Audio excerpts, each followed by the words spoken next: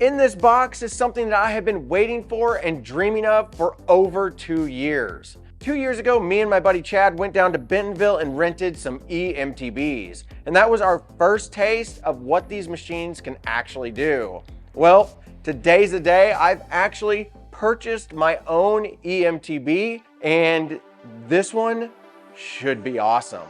Let's go ahead, let's get this thing open and take it for its first ride.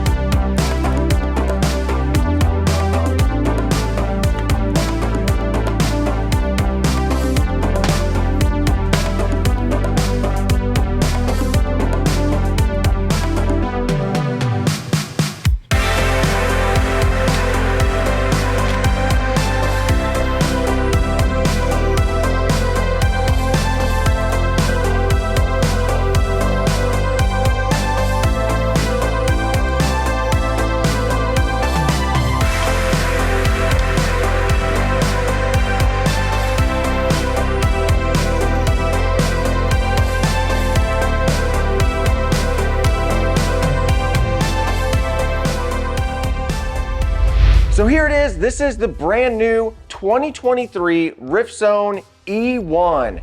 The E1 is the middle of the line when it comes to the RiftZone E-line, and I think this thing packs a huge punch for its price point.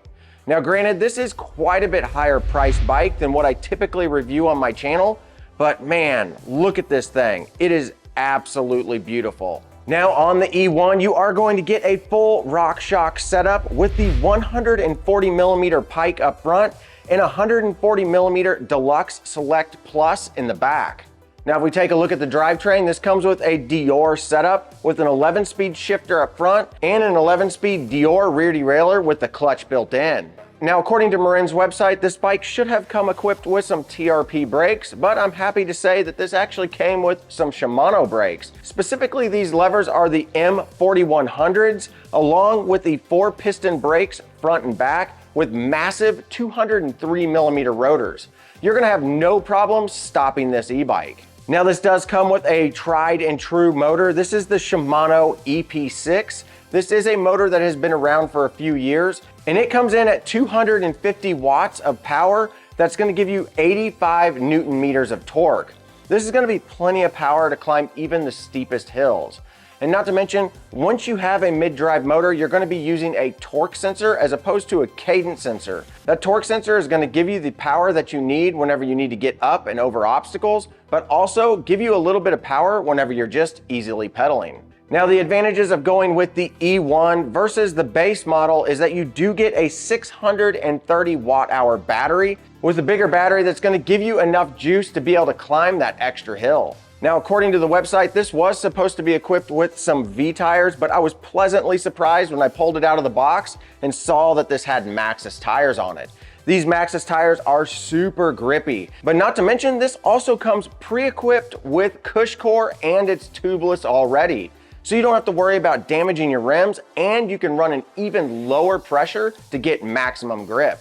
Now, one of my absolute favorite things about this bike is that this has the exact same geometry as the current non-e-bike RiftZone. And as you guys know, I've got one right here, the RiftZone 1, and I absolutely love this geometry. It feels just right for my type of riding style. So jumping right onto a Rifty E was absolutely seamless. So if you're used to riding a RiftZone, you're gonna absolutely love this bike. Now, the size large that I got comes with a 170mm Trans-X dropper post, which is super smooth.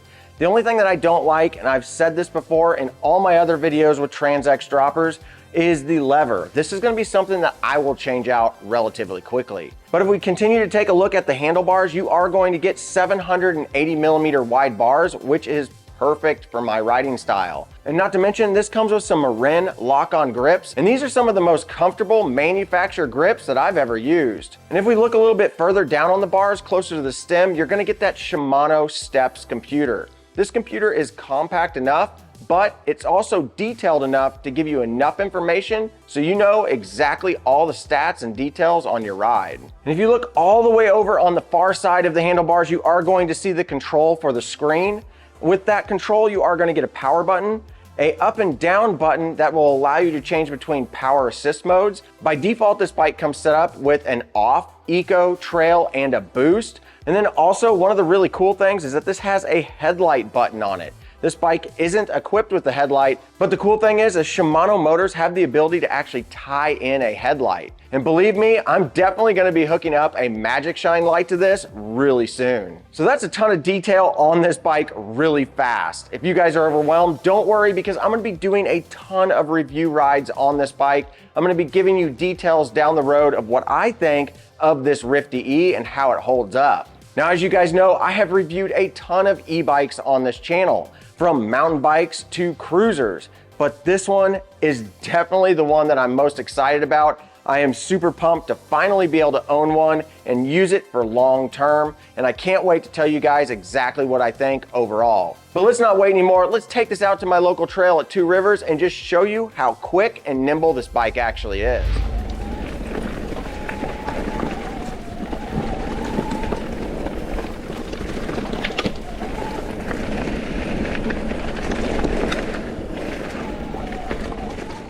So instantly, whenever I got on this bike, I knew right away that this bike was going to be absolutely amazing. The power output that is put out by this 250 watt motor is absolutely incredible.